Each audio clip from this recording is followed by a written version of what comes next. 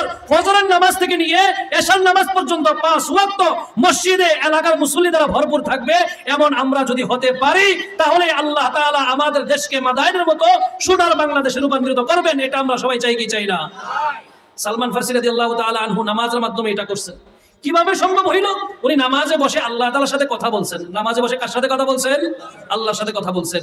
আমরাও আল্লাহর সাথে কথা বলতে চাই কি চাই না? কথা বলে না? কারা কারা চান না হাত তোলেন। আল্লাহর সাথে সবাই কথা বলতে চাই তো ইনশাআল্লাহ।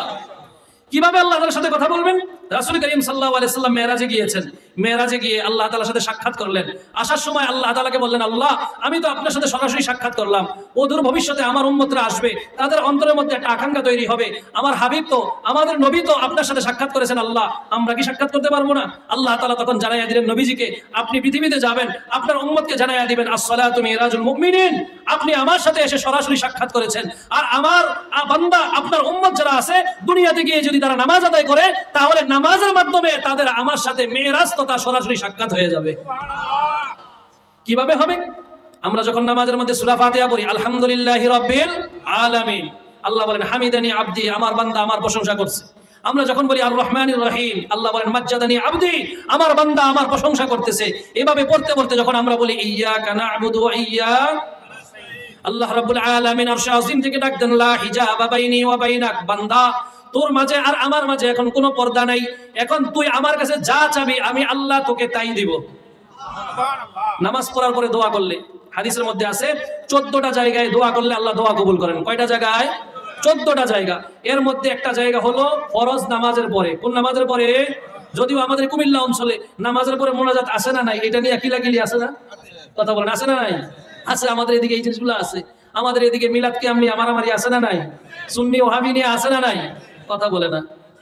আমার ইউটিউবে দেখলে আমার নানার এলাকায় চান্দি নাই তো আমার বলে ওহাবি হুজুর আইছে। কি হুজুর আইছে? ওহাবি হুজুর।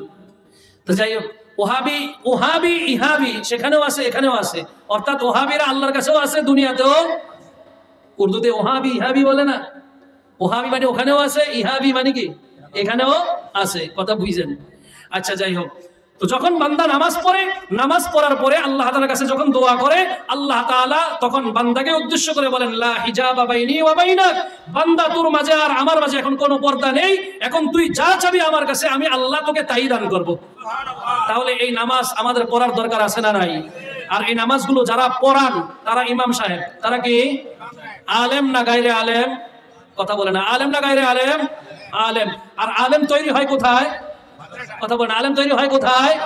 তাহলে আপনাদের এলাকায় আলেম তৈরির একটা মাদ্রাসা তৈরি হচ্ছে, আলেম তৈরি করার একটা কারখানা হচ্ছে, এমন একটা মাদ্রাসা আপনাদের এলাকায় হোক, এটা আপনারা চান কি চান না? এরকম একটা মাদ্রাসা আমাদের এলাকার মধ্যে হবে। আমাদের এলাকায় আলেম ওলামারা যাতায়াত করবে, চলাফেরা করবে। হাদিসের মধ্যে আছে একজন হক্কানি আলেম যখন কোন গোরস্থানের পাশ দিয়ে যায়, ওই আলেমের ইজ্জত আর সম্মান রক্ষার্থে আল্লাহ ওই কবরের আযাব 40 দিন পর্যন্ত মাফ করিয়া দেন। তাহলে আপনাদের এলাকায় যদি একটা মাদ্রাসা হয় আর ওই মাদ্রাসায় যদি শত শত আলেম আর হাফেজে কোরআন থাকে, ওই এলাকার কবরের মধ্যে আযাব হবে? ওই এলাকার ঘরে ঘরে শান্তি আসবে কি আসবে না? ওই এলাকার মানুষগুলো আল্লাহওয়ালা হবে কি হবে না? এমন একটা মাদ্রাসা এই এলাকার মধ্যে হোক, এটা আমরা সবাই চাই তো ইনশাআল্লাহ। তাহলে আল্লাহ তাআলার কাছে আমরা দোয়া করি আল্লাহ রাব্বুল আলামিন যেন আপনাদের এই হোসেনপুর উত্তর পশ্চিম পাড়া নূরে মদিনা হাফিজিয়া মাদ্রাসাকে কিয়ামত পর্যন্ত কবুল করে নেন, সবাই বলি আমিন। এবং সারা পৃথিবীতে যতগুলো আধুনিক মডেল মাদ্রাসা রয়েছে, আল্লাহ তাআলা যেন অদূর ভবিষ্যতে আপনাদের এই মাদ্রাসাটাকেও একটি মকবুল মাদ্রাসা হিসেবে কবুল করে নেন, সবাই বলি আমিন। মাদ্রাসার যত জরুরত আছে এগুলো আমাদের দ্বারা পূরণ করা সম্ভব নয় যতক্ষণ পর্যন্ত আল্লাহ পূরণ না করবে। মক্কা মদিনায় আমরা যারা গেছি আমরা সবাই দেখছি ওখানে এখনো কাজ চলে, ওখানে এখনো। অথচ মক্কা শরীফ হলো পৃথিবীর প্রথম ঘর, মক্কা শরীফ হলো পৃথিবীর প্রথম ঘর। পৃথিবীর প্রথম ঘর হওয়ার পরেও যদি পৃথিবী সৃষ্টি হওয়ার হাজার হাজার কোটি বছর পরে যদি এখনো কাজ হয় সেখানে, তাহলে আমাদের এই মাদ্রাসা মসজিদগুলোতে তো কাজ হতেই পারে। কি বলেন, হতে পারে কি পারে না?